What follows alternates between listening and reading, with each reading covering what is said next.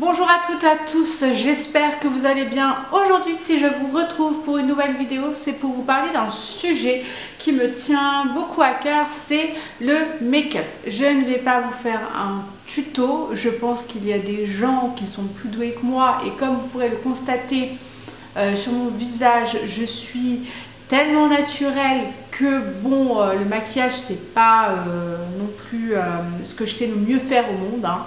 Je me contente de faire des vidéos, des articles, des photos, ce qui est déjà pas mal, hein. Je laisse ça aux autres, mais aujourd'hui je vais parler du make-up de manière générale, de mon rapport à celui-ci et de ce que j'en pense, de mon évolution, de avant-après. Donc c'est parti. Le make-up, donc pour commencer, il faudrait parler de mon mois d'avant, de mon rapport au maquillage avant. J'ai commencé à me maquiller à l'âge de, je crois que c'était en seconde, donc fin troisième, début seconde, parce que c'est là où j'ai eu le plus de problèmes d'acné. J'avais pas une acné sévère non plus, mais c'était quelque chose qui me dérangeait fortement. Donc comme toute adolescente, je généralise, mais c'est le cas de beaucoup de toutes les adolescentes, même parfois les adolescents, l'acné est un complexe. Et donc pour cacher ce complexe, j'ai commencé à m'acheter du maquillage, des fonds de teint de manière générale. Et la deuxième chose que je me suis procuré en maquillage, c'était un crayon noir. Et la troisième chose, un mascara. Ce sont les trois seuls produits que j'utilisais. Je ne me mettais pas de rouge à lèvres, ni de fard à paupières, etc. Pour moi, le but, c'était vraiment de rendre mon visage voilà, uniforme, avec moins de rougeur, parce que j'avais des boutons vraiment partout, etc. Et donc, du coup, pour moi, c'était un atout de me maquiller puisque ça cachait en fait toutes les imperfections que je ne supportais pas quand je me regardais dans la glace. C'était vraiment, je me maquillais aussi parce que le regard des autres me dérangeait, parce que quand on me disait que j'avais de l'acné et qu'on le repérait malgré mon maquillage, ça me mettait très mal à l'aise avec moi-même. J'ai été complexée, j'ai été voir un dermato, j'ai toujours refusé les gros traitements qui aurait bouleversé un peu mon système hormonal. Donc du coup, je me suis contentée de crèmes et de choses que j'achetais moi-même avec mes petits moyens ou quand ma maman m'offrait des produits de beauté, etc. Mais c'est vrai que le maquillage, ça a été pour moi comme une arme de séduction qui sans ça m'aurait absolument pas permis, en tout cas c'était mon avis, de séduire qui que ce soit. Donc du coup je me suis maquillée tous les jours, tous les matins, tous les soirs en soirée, parfois même j'arrivais au sport maquillée, donc je vous raconte même pas le massacre d'une fille maquillée qui transpire et qui dégouline de transpiration, c'est absolument dégueulasse, hein, soyons clairs. Parce que en fait, pour moi, c'était inconcevable qu'on me voie au naturel avec toutes ces imperfections. Et voilà, du coup, le maquillage a pris une grosse importance. Mais en fait, avec le temps, je me suis rendu compte que je ne me maquillais pas forcément par plaisir et par amour du maquillage, mais plus pour cacher un peu la personne que j'étais vraiment. Et du coup, quand j'ai commencé à grandir et à voir que, en fait, sans maquillage, j'étais pas non plus un monstre venu des temps anciens, hein. Du coup, j'ai commencé à devenir un peu plus naturelle. Et au lieu de mettre du fond de teint, je mettais de la poudre. Au lieu de me mettre 3 couches d'eyeliner et de crayon noir en dessous, j'en mettais un peu moins ou je mettais que du mascara. Et je me suis dit, tiens, c'est bizarre, on ne fait pas tant de remarques négatives que ça. Effectivement, j'ai la peau très blanche, donc du coup, j'avais quand même des remarques sur le fait que j'étais plus blanche et on me trouvait fatiguée, etc. etc. Mais sur mon acné, pas tant que ça. Et plus le temps a passé, et plus j'ai commencé à m'assumer de jour en jour au naturel. Et du coup, pour moi, ça a été une révélation. Et je me suis dit, en fait, le maquillage, je peux m'en passer. J'aime pas tant que ça le maquillage, même si je trouve ça très beau, qu'il y a des palettes incroyables, qu'il y a des mascaras qui font des cils exceptionnels, qu'il y a des rouges à lèvres qui sont absolument divins. Et j'adore les utiliser de temps en temps. Mais je me suis rendu compte au fil du temps, et ça a pris quand même pas mal de temps, hein, parce que c'était seulement il y a 3-4 ans au début de mon blog que j'ai compris ça, que le maquillage pouvait m'en passer, que c'était pas une obligation, que je m'assumais et surtout que contrairement à ce que j'imaginais, les autres me faisaient pas forcément remarquer mes défauts. Donc effectivement, il y a 3-4 ans, j'ai commencé à m'assumer au naturel et donc le sport, c'était évident que je ne sortais plus avec du maquillage et que donc j'étais complètement peau naturelle, donc avec mes imperfections, puisque j'en ai. Par exemple, j'ai les pores dilatés, de temps en temps j'ai des boutons, etc. Mais c'est moi, donc au sport c'était réglé.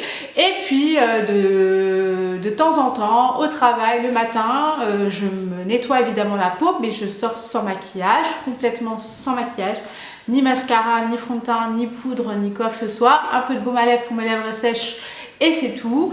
Et je me suis rendu compte encore une fois que j'avais pas tant de remarques négatives que ça, que mes collègues ne remarquaient pas plus que ça que j'étais pas maquillée, que j'avais pas d'insultes dans la rue comme j'aurais pensé que j'aurais pu en avoir de la part de certaines personnes, parce que ça arrive hein, qu'on t'insulte dans la rue malheureusement. Et en fait j'ai commencé à me dire putain merde, tu t'es peut-être gourée Virginie, c'est pas forcément ce qu'on attend de toi en fait, te maquiller, c'est pas forcément ce qu'on... Enfin, le kiff de toutes les personnes sur Terre d'avoir une fille hyper maquillée qui cache ses imperfections. En fait, le naturel peut plaire. Alors, évidemment, c'est pas le cas de tout le monde. Évidemment, il y a des gens qui trouvent qu'une fille au naturel ou sans maquillage, c'est signe de zéro féminité. Ça, il y a des gens qui pensent comme ça, même si je trouve ça triste, il y en a qui pensent comme ça. Mais je me suis dit, ben tiens, voilà, personne ne me fait tant de remarques que ça, donc assume-toi. Et du coup, de fil en aiguille, j'en suis venue à quasiment plus porter de maquillage. Voilà, donc là, j'en ai aussi très peu. J'ai un peu de fard à paupières et un petit peu de poudre. Il y a des matins, enfin des semaines vraiment entières où j'ai zéro maquillage, où j'assume complètement d'aller à un repas de famille sans maquillage, chose qui aurait été impossible avant. Et le résultat est que je me sens bien mieux et que je m'assume beaucoup plus, mais alors vraiment beaucoup plus bizarrement que si j'avais 3 tonnes de maquillage. Une chose est sûre concernant le maquillage pour moi et donc le non-maquillage également, c'est que ce sont généralement les médias, les magazines qui nous poussent à acheter toutes les nouveautés, à aller chez Sephora, aller sur internet, à découvrir la dernière marque de Rihanna, etc. Ce sont vraiment les médias, les magazines ou les pubs télé ou tout ce qui se trouve sur internet également qui nous poussent à croire qu'en fait on en a besoin, que c'est un besoin, qu'il faut consommer là-dedans alors que pas du tout. Enfin, clairement, avec le recul, je me rends compte que le no make-up tel que je l'imaginais avant est bien plus simple à atteindre et à assumer qu'on ne le croit. J'avais déjà fait un article d'ailleurs sur le no make-up et cette tendance et autant à cette période de ma vie j'assumais de temps en temps mais pas encore pleinement, autant au jour d'aujourd'hui je suis à 3000% assumée à ce niveau, que ce soit devant mon copain, devant ma famille, devant mes collègues, des amis, des inconnus, que ce soit dans la rue, que ce soit au sport, que ce soit à un événement, peu importe, le naturel le remporte et il n'y a rien de mieux que d'assumer qui on est vraiment. Ça me fait beaucoup penser au livre de Sophie Fontanelle qui s'appelle Une apparition. Qui prouve qu'en fait avec nos imperfections on peut être totalement nous-mêmes et libérés de tous ces dictats qu'on nous inculque et qu'on essaye de nous rentrer un peu dans le crâne en mode oui il faut se maquiller, oui il faut s'habiller comme ça, oui il faut se teindre les cheveux si on a des cheveux blancs, oui il faut absolument s'épiler, oui il faut faire ci, oui il faut faire ça, alors que pas du tout. Après je ne jette absolument pas la pierre sur le make-up parce que ça reste quelque chose que je trouve très joli, que j'adore prendre plaisir de temps en temps à le faire et d'ailleurs je prends plus plaisir depuis que je m'assume au naturel et que je sors sans maquillage à le faire de temps en temps quand je dois sortir. J'ai absolument aucun problème avec le maquillage, je trouve que c'est quelque chose qui rend beau, ouais, qui illumine un peu ton regard, qui illumine tes yeux, mais qui n'enlève en rien le fait que tu es beau au naturel, belle au naturel. Et je pense que tout le monde devrait le comprendre et devrait le concevoir. Après, je pense que c'est dur, que c'est l'expérience qui te permet de réagir comme moi je peux réagir aujourd'hui et comme je ne me serais jamais imaginé réagir auparavant. Je pense que la tendance no make-up au-delà d'être une tendance, parce que j'aime pas trop le mot tendance, ça me dérange un peu, c'est vraiment un combat pour accepter la personne que nous sommes, que quand je vois des femmes comme Alicia Keys l'assumer complètement et le revendiquer, ça fait du bien. Parce que ouais, on est belle au naturel et un être humain n'est pas né pour être parfait, né pour avoir une peau lisse, des lèvres gonflées et pulpeuses. On est né avec des défauts et tout le monde est comme ça. Et c'est remettre un peu l'église au milieu du village, et je trouve que c'est... en plus d'être bon pour l'esprit, c'est bon pour le corps, quoi. Ma peau, elle respire, elle se sent mieux et forcément j'ai moins d'imperfections. Je vous le donne en mille. Et du coup, voilà, j'avais envie d'en parler parce que je trouve que c'est important de parler aux femmes du monde entier ou aux hommes du monde entier qui ressentent le besoin de se maquiller pour cacher qui ils sont. Que ben non, assumez-vous sans maquillage, assumez-vous sans artifice, vous êtes beau. Voilà, beau avec vos imperfections. Je ne sais pas ce que vous pensez, vous, du no make-up ou du make-up de manière générale, mais n'hésitez pas à me dire comment vous vous sentez, par exemple, quand vous êtes sans maquillage, si pour vous le maquillage est important, s'il a une place vraiment essentielle dans votre vie ou si vous pouvez vous en passer, quelle peur vous avez face au no make-up, quelle peur vous avez quand vous êtes sans maquillage devant tout le monde.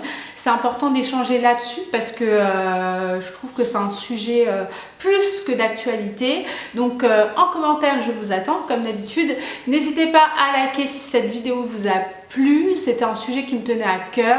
Donc voilà, c'est chose faite. Et comme d'habitude, je vous dis à la prochaine. Bye!